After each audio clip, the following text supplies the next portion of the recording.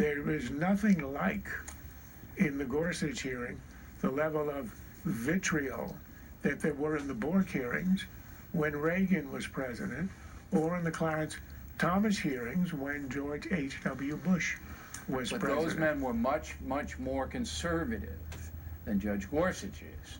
And I will grant you... I don't think you can say that about Clarence Thomas. At the time he was head of EEOC, there was nothing outrageously conservative about him. That was just a political hit job of the first order, and it was all personal. So do you think... No, I know you don't, but I'm going to ask the question anyway. The hatred against Ronald Reagan was at the same level as Donald Trump? I don't. That's why I don't think that this is about hatred of the president. I think this has to do with the fact that Democrats decided, and it began, there's no doubt it began with the Bork hearing. They decided that 200 years of tradition, which was you should generally approve a judge who was, somehow educated, intelligent, experienced. A good record. Right. Scalia was approved 98-2. The difference ideologically between Scalia and Bork was practically nothing. They decided, however, that the court, they had to have the court, because liberalism is not a majority opinion in the country. It's a minority. It's about 20%. And if you wanted to continue to dominate the way that liberals had, you weren't going to do it through the Congress or the presidency, where the people decide. The only way to do it would be to control the court. And that's where we are today. And that's where they went. But it began with Bork. It's not to do with Trump himself or Trump hatred. That's an element. I can't believe it. You don't see it. Expand it out. I can't believe you see it. Okay. Expand it out. Is there anything that Donald Trump has proposed, from a crackdown on illegal immigration, to the wall, to taking regulations away and letting the fossil fuel industry do more, to the pipeline, to national security, to vetting people in countries that can't vet? Is there anything that the Democrats have so far have supported? No, nothing. Bill, zero. Expand this out.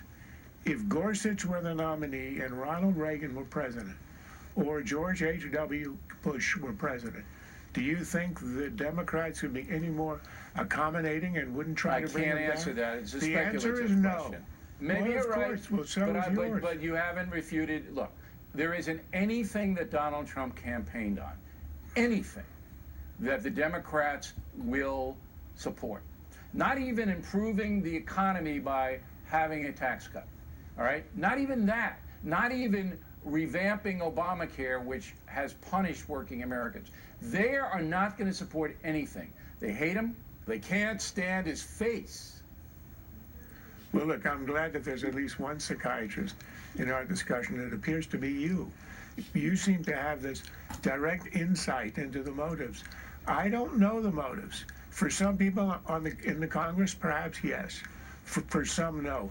The Occam's razor, the more parsimonious explanation is this. It makes political sense. The party is enraged. As you know, they lost an election to a guy that they either despise or think unworthy. That's it. You're saying what I'm saying. They cannot get over it. You're saying what I'm saying. No, I'm not. Yeah, you are. Occam's razor and all that is, and by the way, that's a tenet where you just boil things down to its simplest form. They are so angry they lost and they can't stand him. The problem with your argument is the they that you use is indistinct, can be used for anything. No, it's the Democratic hierarchy. The politicians are responding to the threats and the demands of the base. They don't want to be primary. So you're a Claire McCaskill. You know you're in danger next time you're up for re-election. She's going to lose. But you're worried about a primary. Does she hate Trump? I don't know. You don't know. What we know is she wants to be re-elected. Okay. I don't know. And you know what? And another thing, and one more thing before I let you go. The Washington Nationals are Krauthammer's team. The Mets are going to stomp you this year. They're going to beat your butt. Just you All heard I it here can say is, so much error, so little time. All right, next on the rundown, will the Democrats